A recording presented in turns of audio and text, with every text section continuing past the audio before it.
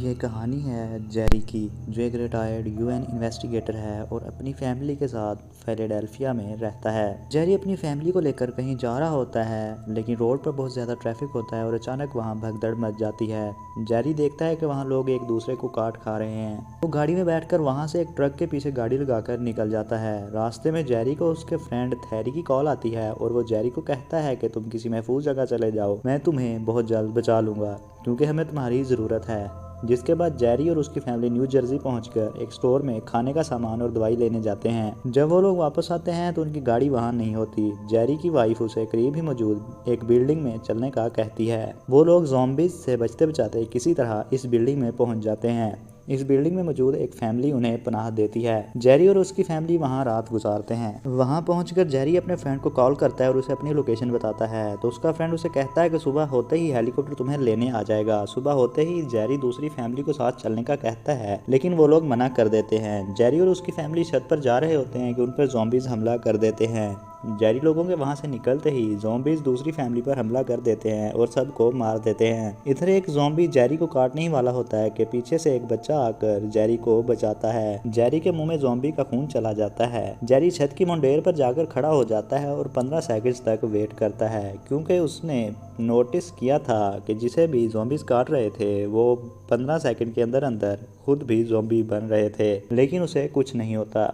इतने में वहां इन्हें लेने हेलीकॉप्टर पहुंच जाता है। सिपाही इन्हें ज़ॉम्बीज़ से बचाकर यूएन की एक सेफ शिप पर ले जाते हैं। वहां जेरी अपने दोस्त से मिलता है, जो इसे बताता है कि वायरस पूरी दुनिया में फैल चुका है और यूनाइटेड स्टेट्स के प्रेसिडेंट भी मारे जा चुके हैं। जेरी को बताया जाता है कि ज़ॉम्बीज़ का पहला केस साउथ कोरिया में रिपोर्ट हुआ था, जिसकी इन्हें ईमेल आई थी, लेकिन अब इनका राब्ता साउथ कोरिया से कट चुका है। इसके बाद डॉक्टर फैजबैक का तारुफ करवाया जाता है, जो एक वायरोलॉजिस्ट है, और उसे इस बीमारी का हल ढूंढने के लिए बुलाया गया है। जेरी और उसका दोस्त आपस में बातें कर रहे होते हैं कि वहाँ आर्मी कैप्टन आता है और जेरी को बोलता है कि डॉक्टर फैजबैक को साउथ कोरिया भेजा जा रहा है ताकि वो वहाँ जाकर इस बीमारी की वजह का पता लगा सके, और तुम एक बहुत अच्छे इन्वेस्टिगेटर हो, इसलिए तुम्हें भी डॉक्टर के साथ जाना होगा। जिस पर जेरी मना कर देता है कि वो अपनी फैमिली को छोड़कर नहीं जाएगा।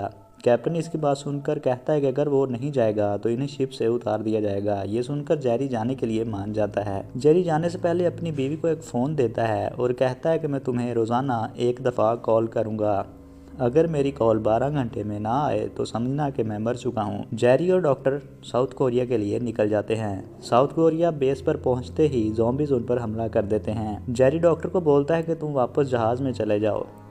डॉक्टर डर कर वहां से जहाज की तरफ भागता है और पांव फिसलने से गिर जाता है। गिरते वक्त गलती से डॉक्टर की गन से गोली चल जाती है और डॉक्टर अपनी ही गोली से मारा जाता है। वहां मजीद फौजी आकर जेरी और उसकी बाकी टीम को बचाते हैं। जेरी वहां के कैप्टन से पूछता है कि तुम्हें इस बीमारी के बारे में कोई मालूमात हैं या नहीं। वो जवाब देता है कि जो डॉक्टर इस बीमारी पर काम कर रहा था वो भी अपने एक मरीज के काटने की वजह से ज़ॉम्बी बन गया था, इसलिए हमें उन सबको मारना पड़ा। वहाँ एक फौजी जवान लंगड़ा कर चल रहा होता है, तो जेरी इससे पूछता है कि क्या तुम्हें भी ज़ॉम्बी ने काटा है, जिस फौजी बताता है कि नहीं, ये तो पुराना जख्म है। कैप्टन जेरी को बताता है कि ये फौजी ज़ॉम्बीज़ के दरमियान खड़ा रहा है और ज़ॉम्बीज़ ने इसे कुछ नहीं कहा। जेरी वहाँ से वापस जाने लगता है तो एक CIA एजेंट से सामना होता है, जो जेरी को बताता है कि तुम्हें अगर कोई मालूमात चाहिए तो तुम्हें इसराइल जाना चाहिए, क्योंकि जब ये वायरस फैलना शुरू हुआ था तो इसराइल ने अपने मुल्क के चारों तरफ दीवार बना ली थी, इसलिए हो सकता है कि इस सब के पीछे इसराइल हो। जेरी इसराइल जाने का फैसला करता है। कैप्टन इसे बताता है कि इन्हें बिल्कुल खामोशी से निकलना होगा और जहाज तक पहुंचना होगा,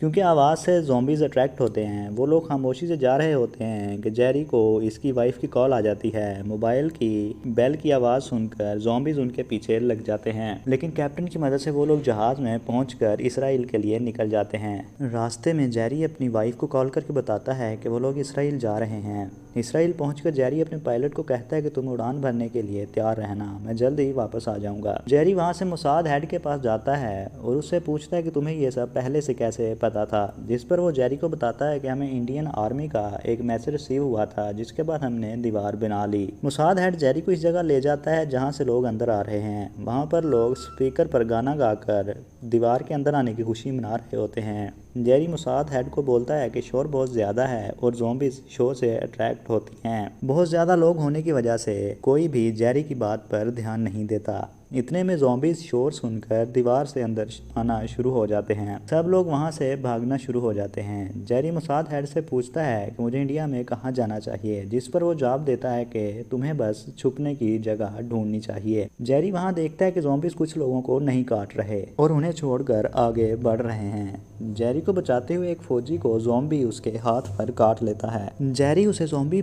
बनने से बचाने के लिए उसका हाथ काट देता है। वो लोग वहाँ से एयरपोर्ट की तरफ जाते हैं। जेरी के पायलट को जब पता चलता है कि ज़ॉम्बीज़ एयरपोर्ट में आ चुके हैं तो वहाँ से जहाज़ उड़ा ले जाता है। जेरी और उसकी टीम एक प्राइवेट एयरलाइन का जहाज़ देखकर उसे रोकते हैं और उसमें सवार हो जाते हैं। जहाज़ में सवार होकर जेरी अपनी बीवी को कॉल करता है और उसे कहता है कि मेरी बात थैरी से करवाओ। जेरी उसे कहता है कि सबसे करीब वाले WHO के हेल्थ सेंटर का पता करके मुझे बताओ, जिस पर वो कहता है कि मुझे नहीं मालूम कि तुम इस वक्त कहाँ हो। जेरी इसकी बात जहाज़ के पायलट से कराता है। थैरी पायलट को कार्डिफ में लैंडिंग का कहता है। इतने में जेरी के फ़ोन की बैटरी ख़त्म हो जाती है। थोड़ी देर बाद जहाज़ के वॉशरूम से एक ज़ॉम्बी निकलकर एयर होस्टेस को काट लेता है। जेरी देखता है कि जहाज़ के दूसरे हिस्से में ज़ॉम्बीज़ हैं तो वो लोगों को बोलता है कि सामान रखकर दरमियान वाला रास्ता बंद कर दें। लोग रास्ता बंद करने लगते हैं तो एक आदमी से बैग दूसरी तरफ गिर जाता है, जिसकी आवाज़ सुनकर ज़ॉम्बीज़ इन लोगों की तरफ आ जाते हैं। जेरी जब देखता है कि सब लोग ज़ॉम्बी बन चुके हैं तो वो अपनी फौजी साथी से हैंड ग्रेनेड लेकर चलाता है और हैंड ग्रेनेड फटने की वजह से जहाज़ की एक साइड में सुराख हो जाता है। सब लोग बाहर की तरफ उड़ना शुरू हो जाते हैं। जेरी अपनी साथी, जिसका नाम सेकंड है, उसकी सीट का और अपनी सीट का बेल्ट लगाकर बच जाता है। थोड़ी देर बाद जहाज़ क्रैश कर जाता है। जब जेरी को होश आता है तो वो देखता है कि एक लोहे का टुकड़ा उसके जिस्म के आर पार हो चुका है। वो उसे निकालने की कोशिश करता है मगर दर्द की वजह से नहीं निकाल पाता। क्रैश में सिर्फ जेरी और उसकी फौजी साथी, जिसका नाम सेकंड है, बस ये दो लोग जिंदा बचते हैं। वो दोनों वहाँ से पैदल ही WHO के हेल्थ सेंटर की तरफ चल पड़ते हैं। कुछ टाइम चलने के बाद वो लोग हेल्थ सेंटर पहुंच जाते हैं।